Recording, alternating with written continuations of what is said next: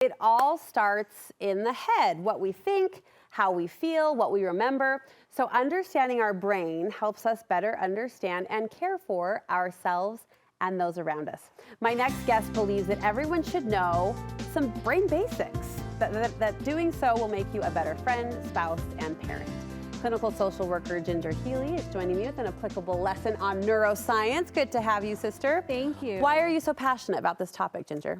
Good question. I think it's because I'm in the people business. I'm in the human healing business. And this just foundational, easy information can really shape our view, our lens, our responses, and our relationships. It's just a great place to start. Okay, you've got 3 facts that you say will help do all of the above. Help us be more people Yes. as well.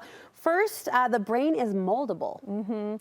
Yeah, I think we were taught, at least I was, that when you're young, your brain grows and changes, but then it stops. Or, you know, you only have like a limited time to really grow and change. But we know now that throughout our whole entire lifespan, we can grow new neural pathways, we can change, we can mold and shape attitudes, beliefs, behavior, and really everything. We can change our brains. What's the application here? What's the payoff? If Why? we recognize this and we embrace this, how can that help us?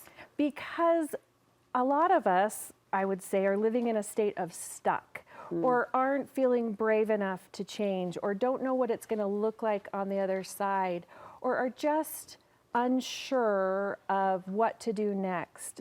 But just the hope that knowing that we can change, that we can change our brains, to me, it's life altering. It just opens up doors and windows everywhere for me. I think you're right. I think the idea that we were meant to grow. Yes. Like we're designed to grow. Forever. Yeah. It never stops. And that's not just a personal reflection. I think that could also impact how we view other people. Like they could change. This could change. Yes. It's worth having that conversation again, or saying I'm sorry again, or trying again, because we're meant to grow. That is exactly right. All right, fact number 2, the brain is use dependent. What do you mean by that? Use it or lose it. So think of this in terms of like if you go to the gym and you're pumping your biceps every day, they're gonna get really big and really strong. Yeah. But what happens to your leg muscles if you don't use them? They're gonna get weak. Weak, possibly even atrophy. And so you can apply that to the brain. What you use, the parts of your brain, what you use and pay attention to and focus on gets stronger, grows more robust.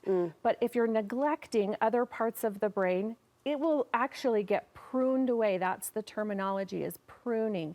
And we don't want to lose. I mean, it can work for good or for bad, for negative or for positive. So what we use, what we pay attention to, how we spend our time, what we focus on, that's what is going to get strong. And so that will determine, you know, that should determine our choices and our what we take in. Exactly. I think it's huge right now in our media landscape and our media lives because we are surrounded by so many choices. I'm scrolling and I can click on one of a million things. So I love your encouragement to be purposeful and intentional about what we're taking in. Absolutely. This is critical knowledge for parents, you know, for everybody, really. All right, brain basic number 3, the brain is state dependent. State dependent. So when I'm talking about states, I'm talking about nervous system states. Okay. And how the brain and the nervous system is linked. So think about when you feel calm, regulated, soothed, when you're in homeostasis, when you feel safe. When you're in that state, you have complete open access to every part of your brain, including the prefrontal cortex, which is where things like reasoning, reflection, planning, problem solving, executive function skills, that's when we can do our best, be our best. But you cannot do that if you're in a fear state, if you're worried about something, if you don't feel safe, you have less access to certain parts of your brain. We have measured IQ in a person who feels that calm, regulated state versus a person who is in fear or terror or even is just dysregulated, hasn't eaten, hasn't slept, is worried, living in stress. and the functional IQ drops significantly. Wow. That doesn't mean that they're less intelligent. No, they're just less able. That's exactly in that right. moment. Yeah. And that is everything, because that shapes our expectations. For sure. It shapes our relationship. It really molds everything that we do from then on out. What we can do, what we can't do, and others as well. I am picking up on your passion for this, and it is fascinating science. It really is. And you can see the ripple effect of these truths or this research, how it would impact so many everything. aspects of our relationship. Yeah. Thank you for sharing. welcome. Where can we get more from you, Ginger? Yeah, my podcast is Regulated and Relational. My book is Regulation and Co-Regulation, Ginger Healy, LCSW.